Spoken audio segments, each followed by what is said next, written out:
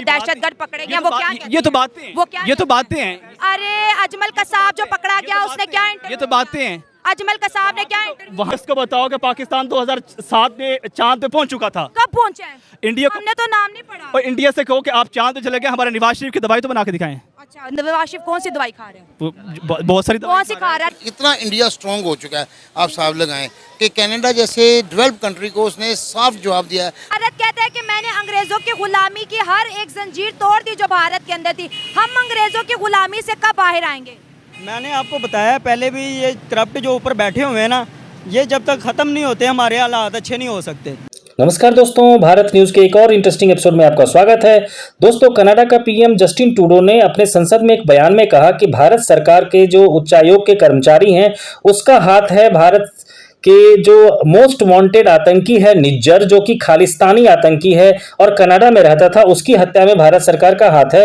और इसके लिए उसने वहां से हमारे उच्चायोग को वहां से कनाडा से बाहर चले जाने के लिए कहा। तो इसके रिएक्शन में प्रधानमंत्री मोदी ने भी जो है वहां कनाडाई का जो एम्बेसडर था उसको बुला करके उसको 5 दिन के अंदर भारत छोड़ने के लिए उन्होंने कह दिया है। इस बात में जो है जो पाकिस्तान का विदेश मंत्री था जो बिलावल भुट्टो, वो बीच में कूद पड़ा और वो भी भारत को नसीहत देने लगा और भारत को भला बुरा कहने लगा। इस पर जो है पाकिस्तान की जनता ने ही उसको बहुत कुछ कहा है। और इसके अलावा जो है भारत में जो भी अभी विधेयक पास हुआ है जिसमें महिलाओं को जो है 33% आरक्षण मिला है, इस सब पर भी जो है पाकिस्तान की जनता क्या कहती है, तो आइए देखते हैं इस इंटरेस्टिंग वीडियो को। इंडिया और कनाडा के दरमियान ताल्लुकात जो है वो काफ़ी कशीदा होते दिखाई दे रहे हैं। खालिस्तान का एक रहनुमा कत्ल हो गया है, जिस पर कनाडा का कहना है कि जो इंडिया का सफारतकार है वो रो का एजेंट है और इस मामले में वो सारा मुलविस है, लिहाजा उनको मुल्क बदर कर दिया गया है, जिसके का जवाब दिया है इंडिया ने। और इंडिया ने कनाडा के सफारतकार को कहा है कि 5 दिन के अंदर अंदर आप मुल्क छोड़कर चले जाएं। सर, आप इस सारे मामले पर क्या राय रखते हैं? मैं तो ये रखता हूँ कि देखें आप कि इंडिया इस काबिल हो गया, उसने अपने आप को इस काबिल कर दिया कि कनाडा जैसे इतने डेवलप कंट्री को उसने जवाब दे दिया कि उसने उसका सफ़ीर निकाला, इन्होंने इसका सफ़ीर निकाल दिया। अगर ये इस काबिल ना होते तो उनकी मिन्नतें करते, उनको कोई ये प्रूफ देते कि हमने ऐसा किए नहीं, बजाय के शर्मिंदा होने के कोई प्रूफ देने के उसने बजाय उनको उसकी डटाई के मुताबिक कि उसको उसका सफ़ीर निकाल दिया, उसके बराबर पे खड़ा होने। इतना इंडिया स्ट्रांग हो चुका है, आप साफ लगाएं कि कनाडा जैसे डेवलप कंट्री को उसने साफ जवाब दिया है। आज से पहले कनाडा हो गया, अमेरिका हो गया, लंदन हो गए, इन जैसे मुल्कों को किसी मुल्क की ज़रूरत नहीं थी कि जवाब उन्होंने जो कहा यस सर और नो सर, इसके अलावा कोई बात नहीं थी। मैं तो पहली बार देखा है कि किसी मुल्क ने इंडिया हो या जो इस मुकाबले में आके उन्होंने उसको जवाब दिया है, उसको 5 दिन का अल्टीमेटम दिया कि 5 दिन के अंदर आप यहाँ से निकल जाएं। तो बड़ी बात है ये कि उसने जवाब दे दिया। इंडिया का तो अब देखना ये इंडिया में इस क्वालिटी अपने आप को इस काबिल बनाया है, कितने मुल्कों को जवाब दे रहा है। और बिलावल जरदारी ने कहा है इस सारे मामले के ऊपर कि इंडिया एक दहशतगर्द और गुंडा रियासत बन चुकी है। मतलब किसी के मुद्दे में, किसी के मसले में हमारे फॉरेन मिनिस्टर का टांग अड़ाना नहीं बनता। भाई ना आप 3 में है ना आप 13 में है, फिर आप कहते हैं कि इंडिया हमारा दुश्मन हो गया। सबसे पहली बात तो ये है कि जो बिलावल है ना, अगर वो इस वक्त हुकूमत में होता है ना तो शायद वो ये बयान ना देता। अभी तो जो होती है ना स्कोरिंग पॉइंट हो रहा है कि किसी तरीके से अवाम का दिल जीता जाए, कोई ना कोई ऐसा हमारे हाथ मुद्दा लगे, हम अवाम का दिल जीते और फिर इक़्तिदार में आए। तो मेरा ख्याल है कि ये बिलावल ने भी ये वही हरकत की है, हालांकि इसका वाकई नहीं बनता, इसका तो वैसे ही बनता नहीं है। भारत गए थे, क्या करके आए, क्या बात की? उन्होंने कश्मीर पर बात करके वापस आ गए और उल्टा जलील होकर वापस आए। एक्चुअली ऐसा है कि अभी उसकी ना तरबियत में थोड़ा सा फ़र्क है। अभी वो अनट्रेंड बंदा है, अभी उसको वो मैच्योर नहीं है, इन सियासत उसने इतनी पढ़ी नहीं है। अभी वो सिर्फ अपने बाप के कहने पर जो भी कर रहा है वो कर रहा है। इंडिया के अंदर आज एक न्यू पार्लियामेंट जो कि 120 मिलियन डॉलर की रकम प्राइम मिनिस्टर नरेंद्र मोदी ने लगाया, बना दिया। उन्होंने कहा हमारा नया भारत है, हम अंग्रेज़ों की बनाई हुई पार्लियामेंट के अंदर अब नहीं बैठेंगे। सबसे पहले ये बताएं कि उनका ये इनिशिएटिव आपको कैसा लगा? मुझे बहुत अच्छा लगा, मैं इस बात को अप्रिशिएट करता हूँ।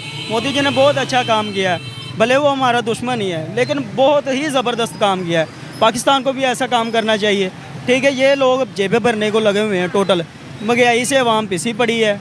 ये जितने भी लोग खड़े हैं, किसी से भी सवाल आप करके देख लें, इनको पता ही नहीं है कि सियासत क्या चीज़ है, किसको सियासत कहते हैं। ठीक है, भारत कहता है कि मैंने अंग्रेजों की गुलामी की हर एक जंजीर तोड़ दी जो भारत के अंदर थी। हम अंग्रेजों की गुलामी से कब बाहर आएंगे? मैंने आपको बताया पहले भी, ये करप्ट जो ऊपर बैठे हुए हैं ना, ये जब तक ख़त्म नहीं होते हमारे हालात अच्छे नहीं हो सकते। ठीक है, हमें मज़ीद महंगाई का सामना करना पड़ेगा। अभी तो पेट्रोल 332 हुआ है, अभी सुनने में आ रहा है 400 हो जाना है। तकरीबन एक माह भी नहीं लगेगा, ये 400 तक पहुंच जाएगा। अवाम क्या करेगी? अवाम नहीं गुजारा कर सकती है, अवाम पिस रही है। जो भी बाहर निकलता है उसको डंडे मार के भगाया जाता है उधर से। ठीक है, अवाम को चाहिए एक हो जाए। ये कोई भी पावरफुल है ना, कोई भी अवाम के सामने नहीं टेक। मैं बता देती हूँ, अब मैं बता फिर दोस्त आशा कमान नहीं कर रहे। 442 सीटों में सिर्फ विमेंस के लिए 60 हैं, नॉन मुस्लिम विमेंस के लिए 10 सीट्स रिजर्व हैं। इस टाइम पंजाब के अंदर असम्बली के अंदर नॉन विमेन मुस्लिम एक भी नहीं है, और इंडिया पूरी पार्लियामेंट के 33% अपनी विमेंस को देने जा रहा है। कितना फ़र्क है देखिए, हमारे मुल्क को भी जमहूरिया कहते हैं, उसके मुल्क को भी जमहूरिया कहते हैं। डेमोक्रेसी यहाँ पे भी वहाँ पे भी। 77 सालों में आज तक कोई बिल पास नहीं हुआ जिसमें पार्लियामेंट के अंदर विमेंस की सीट को बढ़ाया गया हो। आप क्या चाहती है कि इंडिया में जो चल रहा है वो पाकिस्तान? हाँ, मैं कहती हूँ, क्यों चाहती हूँ हमारा वो मुल्क अगर है, विमेंस को राइट दे रहा है, हमें भी दे हमारा मुल्क है, हमारी देखो, अच्छी मर्जी। चीजें अडॉप्ट करने में क्या मसला है? वो हमारा मुल्क है, हमारी मर्जी है। आपकी मर्जी क्या है विमेंस को लेके? इंडिया के अपने रूल्स हैं, हमारे अपने रूल्स हैं। आपकी क्या मर्जी है विमेंस को इंडिया के अपने रूल्स हैं, हमारे अपने रूल्स तो हैं। मैं पाकिस्तान का सवाल आप पूछ क्या चाहती है कि यहाँ पर Women's इंडिया के रूल चले?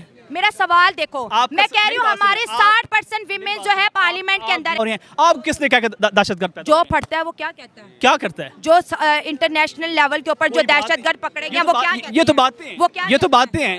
अरे अजमल कसाब जो पकड़ा गया उसने क्या ये इंटरव्यू तो बातें हैं। दिया? अजमल कसाब ने क्या इंटरव्यू वहाँ पे तो अमन का दर्ज दिया जाता है कि आपने अमन के साथ रहना है। किस दिन अब मुझे बताएं कि किसने किया है? बताओ, इसको बताओ कि पाकिस्तान 2007 में चांद पे पहुंच चुका था। कब पहुंचे हैं? इंडिया को हमने तो नाम नहीं पढ़ा। और इंडिया से कहो कि आप चांद पे चले गए, हमारे नवाज शरीफ की दवाई तो बना के दिखाएं। अच्छा, नवाज शरीफ कौन सी दवाई खा रहे हैं? वो बहुत सारी कौन सी खा रहा है? नाम बता।